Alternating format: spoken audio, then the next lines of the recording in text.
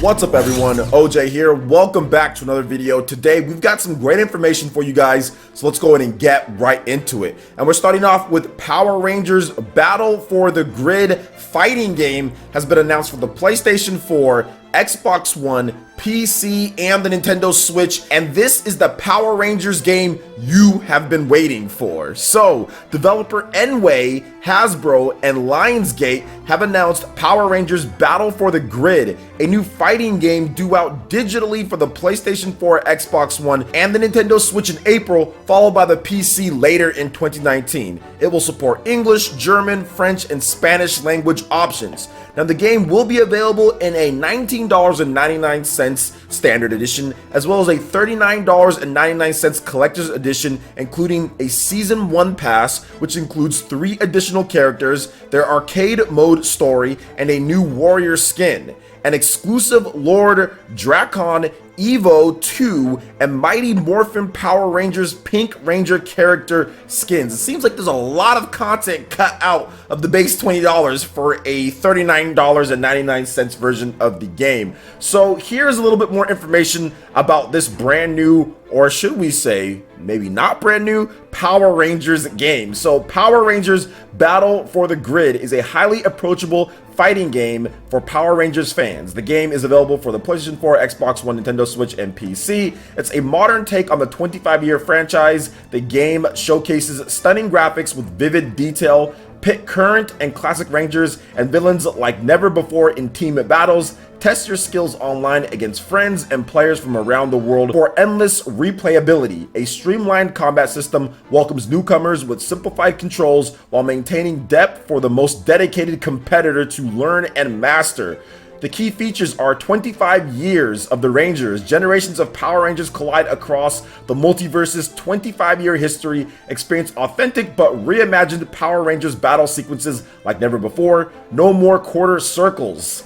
Gone are overcomplicated command inputs or long patterns. In this easy to learn, hard to master game, the depth is knowing when to strike, not how. Compete online, play against your friends or test your skills against live players from around the world. Participate in online tournaments and missions throughout the year. This live game always offers something new, and there's cross-play and cross-progression. Matchmaking is made easy as players on Nintendo Switch, Xbox One, and PC can compete in the same pool, swap platforms, and your mission progress comes with you. So that's actually really cool. We've got some screenshots and of course the trailer for you guys. Got to make sure that there's not any type of copyrights or anything with it. Now, the reason why I said this is maybe not a new game is because there are people that are claiming that this is a repurposed mobile game in the Power Rangers Legacy Wars game that's already out on the iPhone and mobile devices, Android, and all of that. So here's the official word from the official Power Rangers Battle for the Grid Twitter account. This is what they had to say. And they said,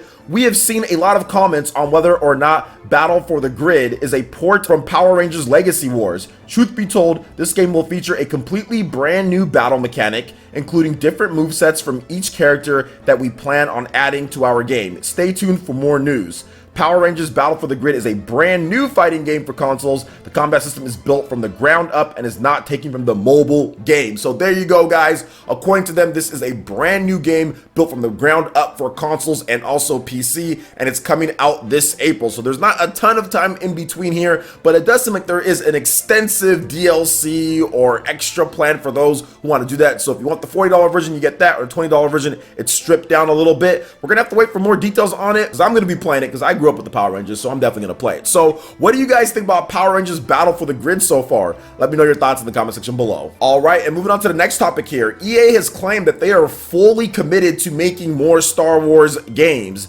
after it was reported that one of their big Star Wars games is being canceled. So earlier this week, it was reported that Electronic Arts has canceled the open world Star Wars game that was in development at EA Vancouver. An Electronic Arts representative speaking with Variety has stated the publisher is still committed committed to working on Star Wars games. Quote, "There's been speculations overnight about one of our Star Wars projects," said the representative. "As a natural part of the creative process, the great work by our team in Vancouver continues and will evolve into future Star Wars content and games. We're fully committed to making more Star Wars games. We're very excited about the Star Wars Jedi Fallen Order from Respawn, and we'll share more about our new projects when the time is right." So this was a big thing that many people talked about and were very upset, and I discussed as well in the podcast, and I honestly feel, and I also discussed it in a video as well, that EA does not deserve the license anymore. I feel that the license needs to be taken away from them. They've had this exclusive license for multiple years now and have produced nothing but Star Wars Battlefront at this point, and the first one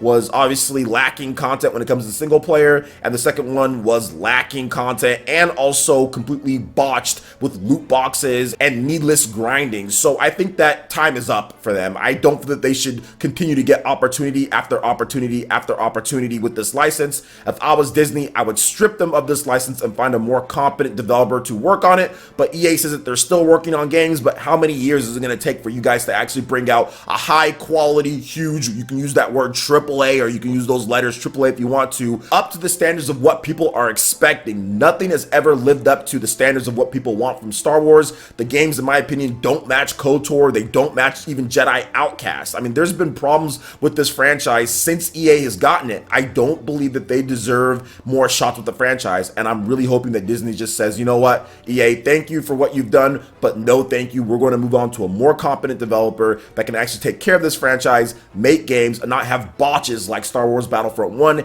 and 2, especially after botching it. Like, Battlefront's not even like a super new thing. That's been done before, and they still botched it. So that's my opinion on the matter. What do you guys think about what EA had to say here? Let me know your thoughts in the comment section below. All right, and moving on to the next topic here. It looks like we have some more evidence of the Nintendo Switch Online games getting Super Nintendo being added in. So the supported platforms for the Nintendo Switch Online service could be expanding in the future. Just a few days ago, we did get the data mine for the Super Nintendo games and various different titles that were listed in there. I talked about that in a video, but now some additional information has been revealed. So the Nintendo Switch Online app, which was updated again recently, making a few new games available for subscribers. However, that apparently wasn't all. There were new languages that were added in for Super Nintendo descriptions, such as Spanish for Super Mario Kart.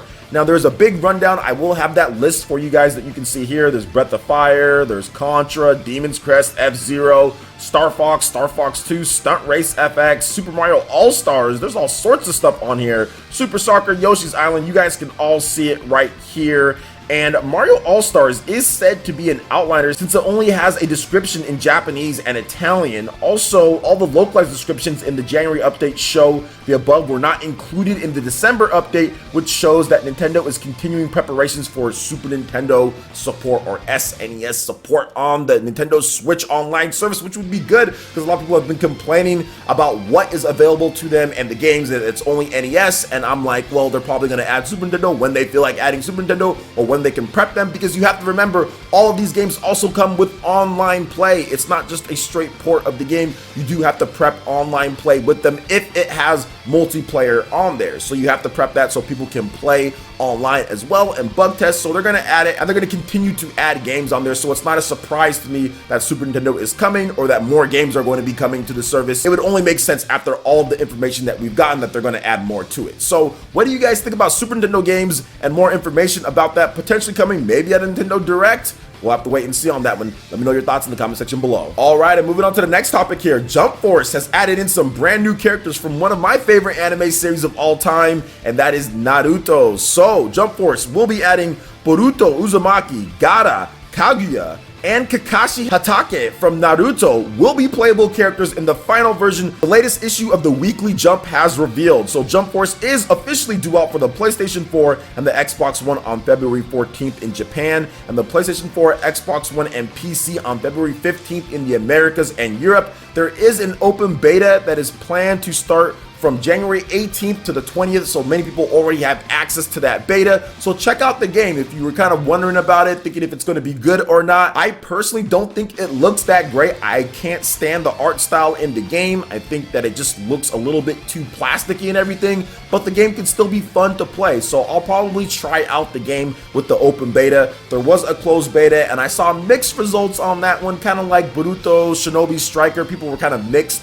on the gameplay on that one. This one has way more characters in that game, so I think people are going to be more open and receptive to Jump Force, more so than Shinobi Strikers, but at the same time, I'm still skeptical on these type of games with so many characters in there. It seems like it could be a little shallow to me because it'd be ridiculous to try to put actual in-depth combos and moves for all of these characters. There's just way too many, but we'll have to wait and see, and you guys can try out the open beta. I'll be trying it out myself, so we'll see how everything works. So what do you guys think about Jump Force so far on the PlayStation 4, Xbox One, and PC? Are you guys planning on picking this one up? Let me know your thoughts in the comment section below. All right, and moving on to the final topic here. Dead Cells has sold over 100,000 copies on the Nintendo Switch. But check this out, guys. That was in its first week, and there's also free DLC planned for Q1 in 2019, and we are in Q1, so sometime in the next 3 months we're going to be getting that DLC. So as part of a feature on the Automation Media, it has been revealed that the Switch version in particular, right, we're talking about the Switch version of Dead Cells, sold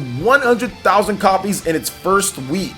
Now, this is the first time that we actually heard about these launch numbers and anything to do with the game, at least the first time that I'm hearing about it, and that is absolutely phenomenal for a indie game, especially a game like this. It's a cheaper one, 20 bucks, whatever the case is, made by a couple different dudes. And yeah, for them to sell 100,000 copies in that first week is just amazing. And we did hear about earlier, back when the game launched, that the game was outselling the PlayStation 4 version 4-1. So there you go right there. So the PS4 version maybe sold 25,000 copies and the Switch version sold 100,000 copies, and that doesn't even include the Xbox One and also the PC. So these guys are definitely making some nice money on their game that they spent a lot of time and effort on. So that's really cool. Motion Twin, I'm happy for them. I'm glad that they're able to have a successful game, and once again, the DLC is planned for Q1, so look out for that, guys. We'll talk about it as soon as we get more information. But I actually played Dead Cells. I won't spend too much time on this, but I played Dead Cells quite a bit. I streamed it,